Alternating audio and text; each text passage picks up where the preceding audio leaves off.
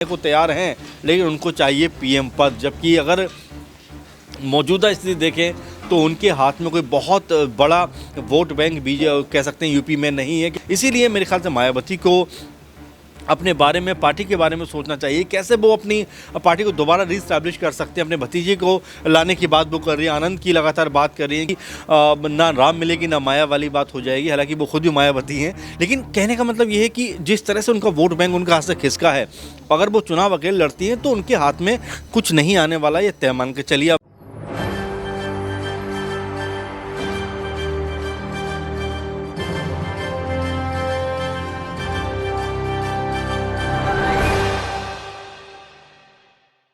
नमस्कार, मैं नाज़मीन, आप सभी का बहुत बहुत स्वागत है हमारे खास प्रोग्राम चुनावी अखाड़ा में। एक तरफ लोकसभा चुनाव नज़दीक आ रहे हैं तो दूसरी तरफ मायावती की ज़रूरत इंडिया से लेकर एनडीए तक में देखी जा रही है।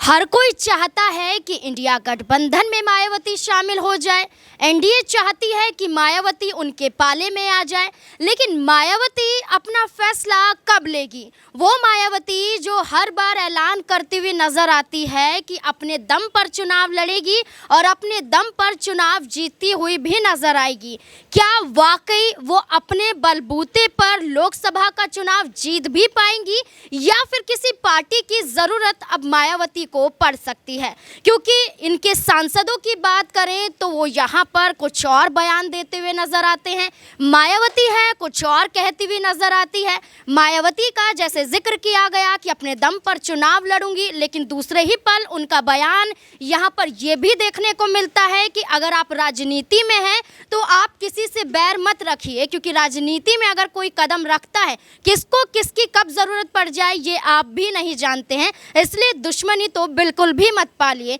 तो मायावती का ये बयान और उसके बाद उनके सांसद की बात करें तो यहाँ पर मलूक नागर कहते हुए नजर आते हैं कि अगर इंडिया गठबंधन मायावती को पीएम चेहरे के रूप में उतारती हुई नजर आएगी तो वाकई मायावती इंडिया गठबंधन में शामिल हो जाएगी। वहीं दानिश अली जो बीएसपी के सांसद तो थे, लेकिन मायावती द्वारा ही सस्पेंड कर दिए जाते हैं। तो इस एक्शन से देखा गया कि मायावती का रुख एनडीए की तरफ बढ़ता हुआ नजर आ रहा है। लेकिन अब ये देखना होगा कि नए साल में कदम तो रख रहे हैं, लेकिन मायावती का रुख क्या होने वाला है? तमाम सवाल यहाँ पर बनते हुए नजर आते हैं। मेरे सहयोगी अमन सर मेरे साथ मौजूद हैं। सर, आपका बहुत बहुत स्वागत है। सर, जैसे कि देखा जाए कि उत्तर प्रदेश में सबसे ज़्यादा लोकसभा सीटें देखी जाती हैं, 80 लोकसभा सीटें हैं। उसमें से अगर पिछले चुनाव की बात करें तो मायावती समाजवादी पार्टी के साथ 2019 में उतरी तो थी, लेकिन जीत नहीं पाई थी और उसका ठीकरा उन्होंने सीधे तौर पर समाजवादी पार्टी पर फोड़ दिया था। लेकिन गठबंधन की वजह से वो समाजवादी पार्टी के बलबूते यहाँ पर ज़्यादा वोट हासिल करती हुई दिखाई देती। जो वो ये कहती हुई नज़र आ रही हैं कि अपने दम पर चुनाव लड़ेंगी, क्या वाकई इसमें सच्चाई नज़र आती है कि वो अकेले यहाँ पर चुनाव लोकसभा का जीतती हुई नजर आएंगी? देखिए नाज़मीन, पहली बात तो यूपी की राजनीति अपने आप में एक अलग तरह की राजनीति है। उसको राजनीति का हाथी भी कहा जाता है और ये एक अलग तरह की राजनीति यहाँ पर देखने को मिलती है। हालांकि यहाँ पर सपा का भी, बसपा का भी, कांग्रेस का भी, बीजेपी का भी एक दौर रहा है और रहता आया है। लेकिन फ़िलहाल के वक्त की बात करें तो ऐसे में मायावती का मेरे ख्याल से वो पुराना वाला वक्त कहीं खो सा गया है, क्योंकि अगर 2022 की बात करें तो महज उनको एक सीट मिलती है। इससे पता चलता है कि जो मायावती, जिनका दबंगई जो अंदाज़ था पूरे देश में मशहूर था, उनका जो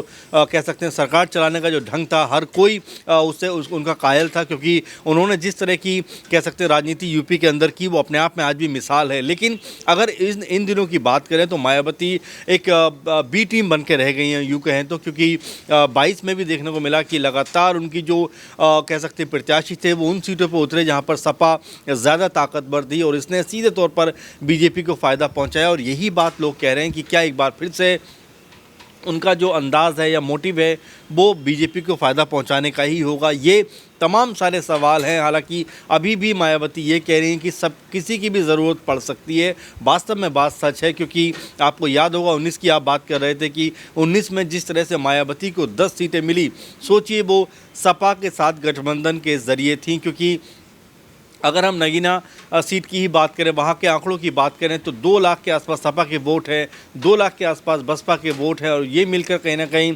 4 से 5 लाख के आसपास पहुँच जाते हैं और वहाँ से उनका प्रत्याशी चुनाव जीत जाता है। तो ये उनको नहीं भूलना चाहिए कि अकेले दम पर वो बहुत आगे तक नहीं जा सकते। और जो आपने कहा कि जो उन्होंने बात रखी है, वो कह सकते हैं बसपा के नेता ने कि भाई उनको पीएम फेस बनाया जाए, तो ये कितने पीएम फेस एक गुट के अंदर बनेंगे नाज़मीन, ये भी अपने आप में हैरान करने वाली बात है। कभी नीतीश कुमार दिखाई देते हैं, कभी केजरीवाल निकल के सामने आते हैं, कभी राहुल गांधी आते हैं, तो कभी जो है खड़गे का नाम निकल कर सामने आता है। तो मेरे ख्याल में जो एक दल में इतने कह सकते हैं कि जब इतने सारे कैंडिडेट खड़े हो जाएंगे तो मुझे लगता नहीं कि वो गठबंधन बहुत समय तक चल पाएगा और ऐसा ही कुछ देखने को मिल भी रहा है। क्योंकि इंडी गठबंधन की बात करें तो अब इसकी जो गांठें हैं वो लगातार कमज़ोर हो रही हैं। क्योंकि आप देखें उत्तर प्रदेश में अखिलेश यादव कह रहे हैं भाई मैं 65 सीटों पर चुनाव लड़ूंगा, महाराष्ट्र में शिवसेना 23 से 24 के बीच सीटों पर चुनाव लड़ने की बात करती है। इसके अलावा बिहार में नीतीश कुमार एक अलग ही रंग में लगे हुए नज़र आ रहे हैं। तो ये जो कुनबा है अपने आप में, इसमें ही इतनी सारी प्रॉब्लम है कि आगे जाना इसका मेरे ख्याल से बहुत मुश्किल है। और वहीं अगर मायावती की आप बात करें तो उनको भी पीएम पद चाहिए और ये कह सकते हैं कि एक अनार 100 बीमार वाली जो बात है वो लगातार मेरे ख्याल में हैरानी की जो है सबब बनता चला जा रहा है। क्योंकि मायावती आने को तैयार हैं लेकिन उनको चाहिए पीएम पद, जबकि अगर मौजूदा स्थिति देखें तो उनके हाथ में कोई बहुत बड़ा वोट बैंक कह सकते हैं यूपी में नहीं है। क्योंकि 22% के आसपास जो दलित वोट बैंक है अब सिमट कर उनके पास वो 12% के आसपास रह गया, जबकि एक समय 20-21% के आसपास था सिर्फ दलित वोट बैंक। तो ये अपने आप में समझने की बात है कि अब मायावती को भी अपने कदम पीछे खींचने चाहिए। क्योंकि अब वो पहले वाली मायावती नहीं है जो एक इशारे पर जिनके वोटों का अंबार उनके लिए लग जाया करता था। लेकिन अब वो एक अलग तरह के राजनीतिक दौर से गुजर रही है जहाँ पर 2022 के चुनाव में उनको महज 1 सीट मिलती है। इसलिए मुझे लगता है कि मायावती को अपने बारे में थोड़ा सोचने की ज़रूरत है ताकि कोई बेहतर फैसला अपने लिए कर पाए। अगर मायावती की तरफ से पीएम फेस की बात की जाती है सर, अगर यहाँ पर इंडिया गठबंधन की बात करें, मायावती अगर ये शर्त मान लेते हैं, मायावती की ये शर्त अगर मान लेते हैं, क्या वाकई यहाँ पर माना जाए कि मायावती के आगे झुकना इंडिया गठबंधन को मजबूरन यहाँ पर वो झुकते हुए नजर आएंगे? क्योंकि देखा जाए कि उनको संख्या बढ़ानी है, अपने दलों की संख्या बढ़ानी है जिससे ताकत और भी ज़्यादा बढ़ती हुई नजर आए। तो क्या मायावती की शर्त के आगे झुकने के लिए मजबूर हो सकता है इंडिया गठबंधन? मुझे नहीं लगता नाज़मीन, क्योंकि ठीक है आपकी बात से एक बात के लिए सही भी हो सकती है कि मजबूरी में कहते हैं गधे को भी बाप बनाना पड़ता है। लेकिन उतनी मजबूरी भी कांग्रेस पार्टी या तमाम जो दल हैं उनके सामने नहीं है। अगर आप गौर करें तो अगर गठबंधन होता है मायावती का तो सिर्फ एक मायावती का फेस नहीं होगा, बल्कि आप अगर देखें 80 सीटों में से अखिलेश कितने पर लड़ेंगे और कह सकते हैं मायावती कितनी सीटों पर लड़ेगी, कांग्रेस पार्टी कितनी सीटों पर लड़ेगी, आरएलडी कितनी सीटों पर लड़ेगी, ये कॉम्बिनेशन बैठाना भी अपने आप में कह सकते हैं किसी चमत्कार से कम नहीं होगा। क्योंकि कोई भी पीछे हटने को राजी नहीं है। अगर अखिलेश यादव की आप बात सुने तो वो कहते हैं कि भाई हमें 60 से 65 सीटें चाहिए, कांग्रेस पार्टी 20 से 25 सीटों पर लड़ने के मूड में है, आरएलडी भी 10 से 15 के बीच में सीटों पर लड़ने के मूड में है। तो ऐसे में आप सोचिए कि ये जो सीटों का आकलन है कहाँ जाकर पहुँचेगा, और सीटें वही 80 के 80 हैं। तो ऐसे में आपस का तालमेल भी कहीं ना कहीं मेरे ख्याल से बहुत मुश्किल हो जाएगा बनाना। इसीलिए मेरे ख्याल से मायावती को अपने बारे में, पार्टी के बारे में सोचना चाहिए, कैसे वो अपनी पार्टी को दोबारा रीस्टैब्लिश कर सकते हैं। अपने भतीजे को लाने की बात वो कर रही है, आनंद की लगातार बात कर रही हैं कि वो आएंगे पार्टी चलाएंगे। तो ऐसे में उनके लिए भी एक मंच तैयार करना पड़ेगा। और ये जो ज़िद है कि मैं पीएम फेस के तौर पर ही जाना चाहती हूँ, मेरे ख्याल से उनके लिए मुश्किलों का सबब है। क्योंकि 2019 में भी अगर सबसे अधिक किसी को फ़ायदा गठबंधन से हुआ था तो मायावती को हुआ था, क्योंकि उनके हिस्से में 10 सीटें आई थी। लेकिन अगर देखें 2022 के चुनाव में अखिलेश चुनाव लड़ती हैं और यहाँ पर उनको 1 विधानसभा सीट आती है, तो समझ सकते हैं कि उनकी स्थिति कितनी कमज़ोर है इस समय यूपी में।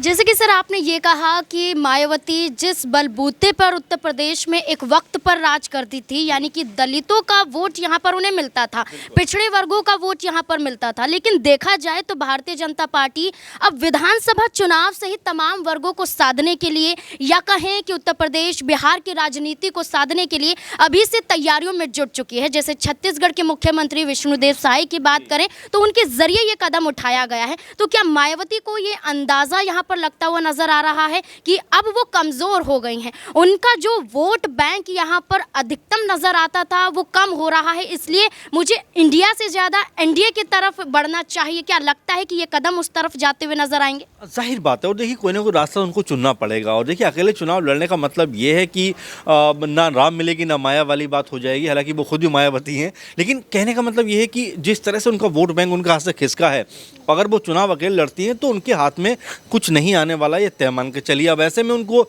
गठबंधन का सहारा कहीं ना कहीं लेना पड़ेगा, गठबंधन के साथ में जाना पड़ेगा। लेकिन हाँ, अगर वो वोट काटने वाली राजनीति करना चाहती है तो मेरे ख्याल से ऑप्शन खुला हुआ है, उसमें कहीं कोई दिक्कत नहीं है। उससे सीधा सीधा फायदा अगर किसी को होगा तो बीजेपी को होगा।